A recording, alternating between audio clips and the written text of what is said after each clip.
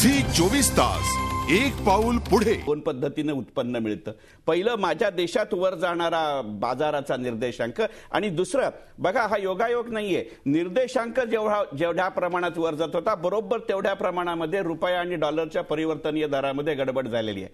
त्यामुळे विदेशी पैसा जेव्हा माझ्याकडे येत होता तेव्हा एका गुंतवणुकीत त्याला दोन प्रकारचे फायदे मिळत होते. एक निर्देशांकात होणारी वाढ आणि दुसरं रुपयाचं खाली जाणारं मूल्य. यातलं काही गेलं तरी शेवटी तुमचं कारण काय आहे याला महत्व नसतं. बाजारातनं मला पैसा मिळतोय का याचा उत्तर होकारार्थी होतं. हे प्रमाण जसजसं तुमची व्याजदरातली प्रमाण कमी होत जातील तुमच्याकडे येणारी गुंतवणूक वाढत जाईल. आणि सगळ्यात महत्वाचं म्हणजे तेल आणि सोनं.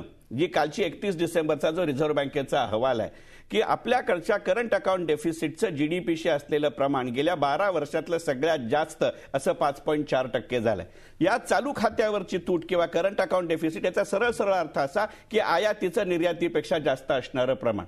ह्याचा अर्थ असा की गेल्या 6 महिन्यामध्ये ज्या वेगाने माझी निर्यात खाली आली त्या वेगाने माझी आयात कमी झालेली नाही. आणि या आयातीमध्ये सोनं आणि तेल, सोन्याची गंमत आहे त्याचा प्रोडक्टिव्ह यूज नाही आणि तेल त्याच्याबद्दल आम्ही राजकीय निर्णय घ्यायला तयार नाही. शेवटी याची कधी ना कधीतरी किंमत मोजावी लागेल. आणि म्हणून मी म्हटलं की 21,000 हो जरूर स्पर्श करील तिथे राहणार नाही. आयात आणि निर्यातीबद्दल तुम्ही आता विवेचन केलं तोच प्रश्न घेऊन जातोय मी अच्युत गोडबोले यांच्याकडे. अच्युत गोडबोले मला तुम्ही सांगा अनेक IT कंपन्यांचे व्यवहार हे परदेशावर अवलंबून असतात. त्यांची आर्थिक स्थिती आपण पाहताय.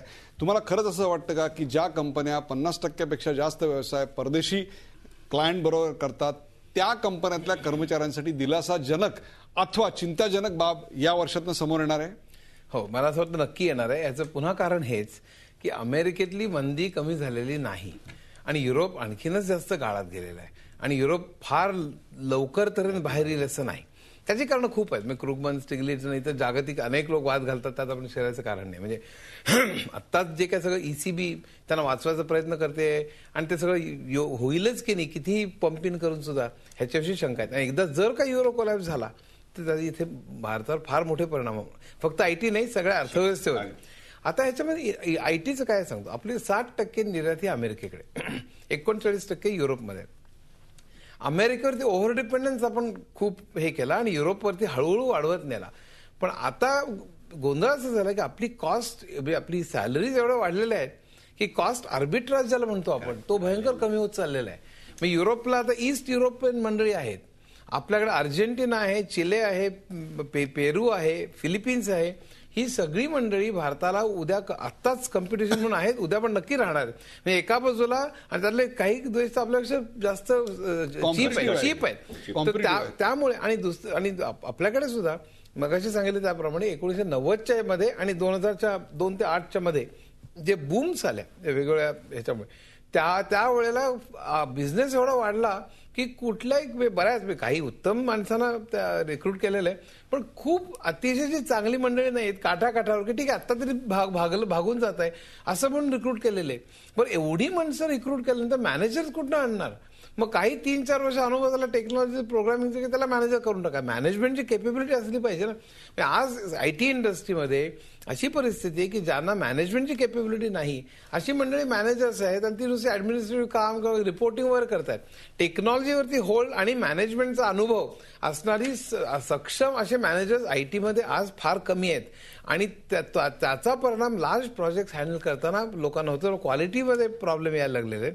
आणि आता त्यामुळे बिझनेस जसा कमी होत जाईल तसं त्या लोकांना लेट ऑफ करणं किंवा रिट्रेन करणं एक प्रकारे खूप मोठ्या प्रमाणावर मधला जो वर्ग आहे त्याची कामगार कपात किंवा त्याची कपात खूप होण्याची शक्यता आहे. आता तुम्हाला त्यांना रिट्रेन केलं तर कदाचित भागेल. पण हा प्रॉब्लेम इतका सोपा नाही असं मला वाटतं. आणि मला असं वाटतं की त्यामुळे 2-3 उपाय आहेत. एक म्हणजे आपल्याला वेगवेगळ्या टेक्नॉलॉजीज वापरून स्वतःची प्रॉडक्टिव्हिटी वाढवणं, स्वतःला इनोव्हेट करणं. परवा आणखीन एका इंटरव्ह्यूमध्ये अनेक लोकांनी सांगितलं की इनोव्हेट करणं वेगवेगळ्या तऱ्हेचे आणि डोमेस्टिक इंडस्ट्री शिरणं. आपण डोमेस्टिक मार्केटमध्ये क्षणोक्षणाला स्वतःला बदलत राहणं आणि काळ सुसंगत ठेवणं आणि त्याहीपेक्षा सुद्धा स्वतःलाच आउटडेट करत स्वतःचीच एक्सपायरी डेट ठरवत पुन्हा पुन्हा स्वतःला पुनरुज्जीवित करणं, पुनरुत्थापन करणं हाच याच्यावरचा उपाय आहे. या सेगमेंटच्या शेवटी मी जातोय. आपल्या कुमार सप्तर्षींकडे आणि त्यांना एक प्रश्न आहे की सोशल नेटवर्किंग मीडियाचा प्रभाव हा इतर कोणत्याही साहित्यापेक्षा या तरुणाईवर जास्त पडताना दिसतोय. एका आयकॉनच्या शोधात असलेली ही तरुण पिढी नेमकी पुढल्या वर्षात कोणत्या दिशेने जाईल आणि त्याला सकारात्मक दिशा देण्याच्या दृष्टिकोनात काय करता येईल, काय सांगाल आपण? त्यातल्या काही गोष्टी स्वागतार्ह आहेत. ते म्हणजे ह्या मुलांना, या तरुण पिढीला सोशल कन्सर्न वाटायला लागला आहे एक, आणि त्याच्याकरता म्हणजे सामाजिक बांधिलकी यायला लागली आहे आणि ती त्यांच्या परीनं आलेली आहे, त्यांच्या पद्धतीनं आलेली आहे. दुसरं म्हणजे त्याच्याकरता ते किंमत मोजायला तयार आहेत. आज जे थंडीत मुलं बसतायत तिथे किंवा लगातार बसतायत ते, पण त्याला दुसरं पण एक अंग आहे की त्यांना अजून लिडरशिप नाही आणि त्याला मॅच्युरिटी नाही.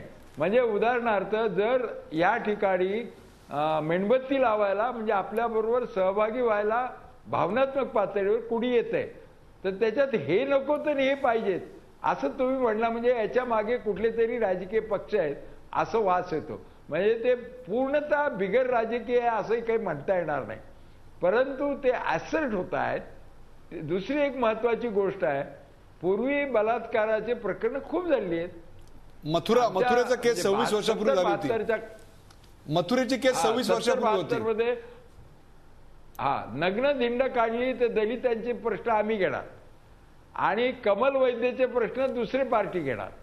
कमल वैद्यांच्यावर आता बलात्कार दोन्ही सारखे, पण बलात्कारालाही एक जातीय संवेदना होती की अमुक जातीच्याच लोकांना ते वाटायचं की हे फार गंभीर आहे आणि तमुक एवढं गंभीर नाही. या आत्ताच्या तरुणाईमध्ये असं दिसतंय की त्याला ती महिला कोणत्या जातीपातीची आहे, कोणत्या धर्माची आहे हे सुद्धा माहीत नाही. ती मुस्लिम असू शकेल, काय माहिती, अनामिक आहे, तर त्याच्याबद्दल एवढं ॲसर्ट व्हावं असं वाटलं. ही एक नेशन बिल्डिंगच्या दृष्टीनं पडलेलं एक पाऊल आहे, एक जादा पाऊल आहे. कारण कोणाला माहीत नाही. नाही तर अहमदाबादचे दंगे 2002चे काय, मुस्लिम स्त्रियांवर बलात्कार झाला तर चालेल, वी अँड दे अशी डिव्हिजन होती. यावेळेला वी अँड दे अशी डिव्हिजन दिसत नाही, अँटी एस्टॅब्लिशमेंट आहे. झी 24 तास, एक पाऊल पुढे.